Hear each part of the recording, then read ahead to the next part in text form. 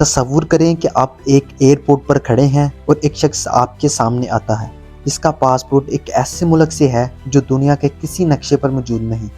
Authorities حیرت میں تھیں، سوالوں کا طوفان برپا تھا اور اگلی ہی صبح وہ شخص بغیر کسی ٹریس کے غائب ہو جاتا ہے۔ کیا یہ کسی پیرالل یونیورس کا راز ہے یا کوئی ٹائم ٹریول کا واقعہ؟ اس حیرت کن کہانی کے پیچھے کی حقیقت کیا ہے؟ آج ہم آپ کو لے جائیں گے اس انوکھے مسٹری کے پیچھے چھپے ہوئے رازوں کی جانب۔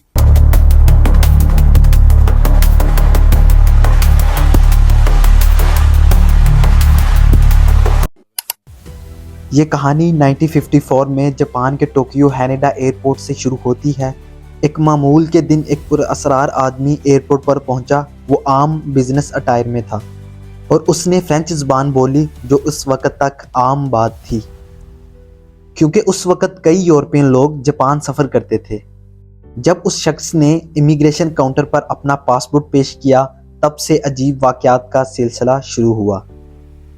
امیگریشن آفیسر نے جیسے ہی اس کا پاسپورٹ چیک کیا تو وہ حیران رہ گیا۔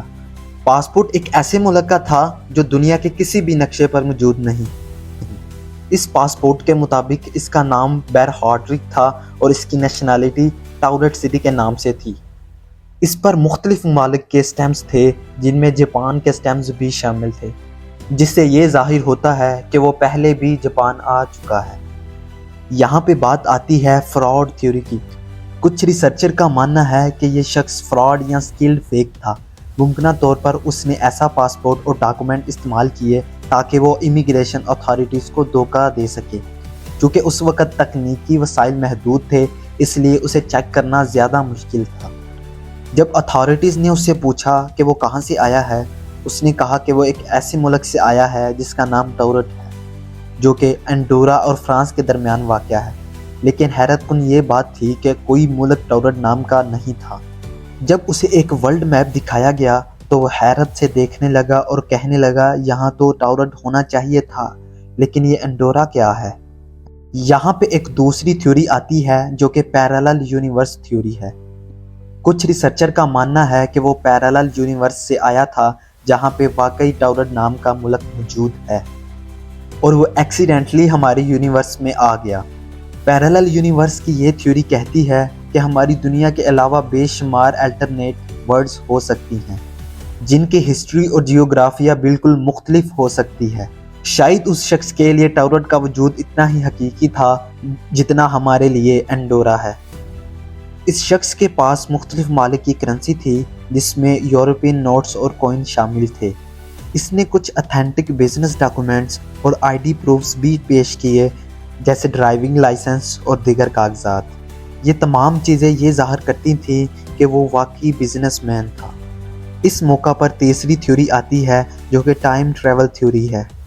کچھ لوگ یہ نظریہ پیش کرتے ہیں کہ شاید وہ آدمی مستقبل یا ماضی سے آیا تھا اور وہ وقت میں سفر کر رہا تھا۔ ٹائم ٹریول تھیوری یہ وضاحت کرتی ہے کہ اس وقت اس کے پاس ایسی کرنسی اور ڈاکومنٹس تھے جو اس ٹائم زون میں کمپیٹیبل نہیں تھے۔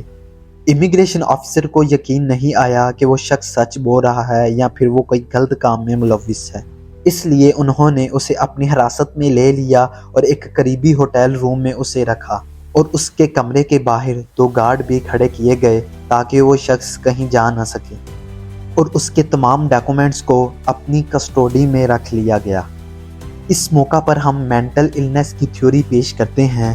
کچھ ریسرچر کا ماننا ہے کہ شاید وہ کسی کنٹری کا مریض ہو اور وہ مینٹل ڈس آرڈر کا شکار ہو اور یہ مریض خود کو ایک عام شہری سمجھانے کی کوشش کرتا ہے۔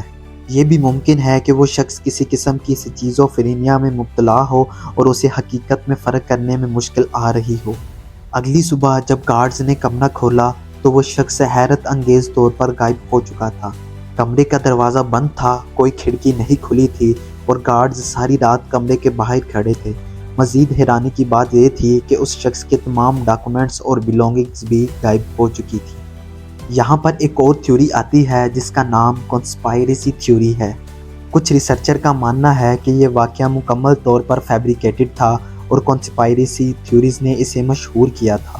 اس واقعہ کا کوئی آفیشیل ریکارڈ یا پروف موجود نہیں ہے، اس لیے یہ مانا جاتا ہے کہ شاید یہ کوئی اربن لیجنڈ یا سٹوری ہو۔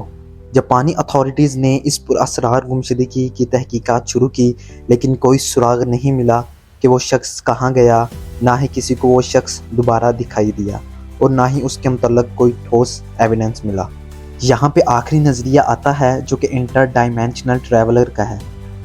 کچھ لوگ مانتے ہیں کہ وہ کسی اور ڈائمینشن سے آیا تھا جہاں واقعی میں ٹاورڈ نام کا ایک ملک موجود ہے، اور ہماری ڈائمینشن میں وہ غلطی سے آ گیا۔ شاید وہ کسی ورم ہول یا کسی ان نون گیٹ وے کے ذریعے اس دنیا میں آ گیا اور پھر وہ واپس چلا گیا۔ یہ واقعہ آج تک ایک انسولوڈ مسٹری کے طور پر جانا جاتا ہے۔ اس کا کوئی ٹھوس ایویڈنس نہ ہونے کے باوجود مین فرام ٹاورڈ کی کہانی نے یوٹیوب چینلز اور پاپ کلچر میں اپنی جگہ بنا لی ہے۔ لوگ آج بھی اس کے بارے میں مختلف تھیوریز پیش کرتے ہیں اور اس پر بحث کرتے ہیں کہ کیا یہ ممکن ہے کہ ہم پیرالل یونیورس یا الٹرنیٹ ریالٹیز میں رہ سکیں۔ آخر میں مین فرام ٹاورڈ کی کہانی ایک ایسا واقعہ ہے جو شاید کبھی سولو نہ ہو سکے۔